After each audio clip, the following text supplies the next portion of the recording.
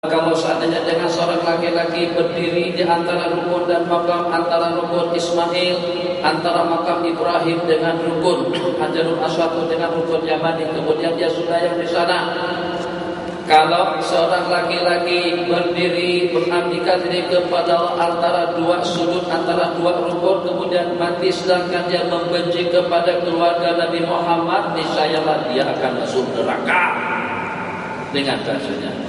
Begitu Nabi kita bersabda, kalau seorang itu abid, apalagi hanya setengah masa tak keluar hidupnya. Ini abid, ahli ibadah, duduk berdiri beribadah di hadapan Allah Jalla wa'ala antara rukun ke rukun, antara makam Ibrahim dengan Hajarul Aswad.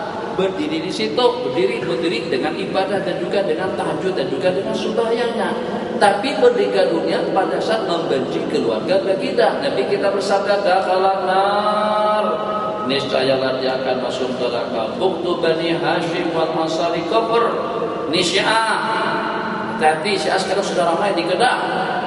Yang saya dapat informasinya, asbabnya kepada yang satu yang terlebih dalam politik kita, yang itu tuh di antara daripada yang dibangga-banggakannya itu pada saat berziarah ke makam Aba Lu'lu yang telah membunuh Sayyidina Umar bin Khattab radhiyallahu taala dengan penuh kebanggaannya. Kemudian yang kedua, di Kedah informasi yang saya terima hampir terdapat tidak kurang daripada 8.000 orang Syiah yang meminta keberadaan untuk berdomisili, untuk duduk di sana di Kedah, di Citra secara khususnya. Jadi kawan-kawan di Kedah ramai yang tahu tentang kumpulan itu. Di sini tidak terhitung, di UTM saja ada dalam 1.300 orang Syiah di kalangan pelajar atau di kalangan penuntut laki dan perempuan. Jadi dengar nanti kita bersabda, cinta Bani Hashim dan cinta kepada keluarga baginda itu adalah iman.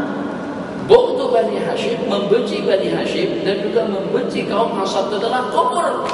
Coba pikir secara rasional. Al-Quran itu sampainya melalui siapa? Bismillahirrahmanirrahim. Wan najmi idza hawa ma dhalla sahibukum wa ma ghawa wa ma yantiqu 'anil hawa, dan seterusnya. Fatihahnya, Baqarahnya, Al-Imrannya, Maidahnya, An-Nisanya, surah-surah lainnya, sebanyak 114 surah di dalam Al-Quran itu sampainya kepada kita melalui siapa? Terlebih dahulu melalui sahabat. Sahabat itu terdiri daripada kumpulan Ansar dengan Muhajirun. Itu yang kita beri, itu yang diceritakan, yang dicaci maki sama Syiah. Ya Allah, mana mungkin boleh terhimpun di dalam diri seseorang iman dan juga dengan membenci keluarga baginda atau juga kepada para sahabat. Tapi kita bersabda, wa bughdul Arabi nifaqun, dan membenci orang Arab itu adalah nifaq yang bagaimanapun bangsa Arab itu adalah asal muasal keturunan baginda Nabi. Kan mungkin saja Allah hantar Nabi kita daripada Jepun. Tapi Nabi kita bukan dari Jepun, bukan dari Amerika, bukan dari Afrika, bukan juga daripada bangsa Melayu, bukan daripada Sunda, bukan daripada Dayak, bukan juga daripada Batak atau dari Banjar misalnya. Nah, bagi Nabi daripada Arab. Atas dasar itulah dengan kita dituntut untuk cinta kepada orang Arab. Masalah ada di antara daripada mereka yang perangannya tidak betul. Perempuannya pakai nikab, pakai jilbab, pakai burdah. Nikab cukup mana satu nikab kan, burdah kan tercadar, mana satu bahasanya. Tapi laki-lakinya di depan pakai celana pendek, di tangannya tinara, minum gok dia bagikan kepada siang pakai cadar, bukan cadar sedikit, gok juga minum di belakang. Itu gimana? Itu Arab yang macam tu. Arab pergi ke Gangnam Thailand atau juga ke Bali atau juga ke Puncak, dua gandengannya wanita pelacur. Itu bagaimana? Jadi kita membenci orangnya, bukan membenci bangsanya. Kita membenci perangai, sikap dan kelakuannya, bukan saksiah kepribadiannya. Sebab yang bagaimanapun Arab itu adalah asal muasal keturunan baginda Nabi sallallahu alaihi wasallam. Qala bismillahirrahmanirrahim. Man abghadana ahlal bait. Sesiapa saja yang membenci Ahlul Bait itu adalah munafik.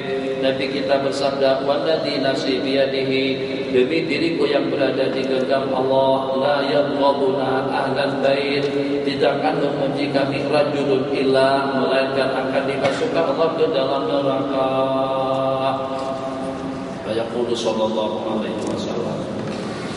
Hadis yang berikutnya muka surat 33, hadis yang sama maknanya kita tinggalkan.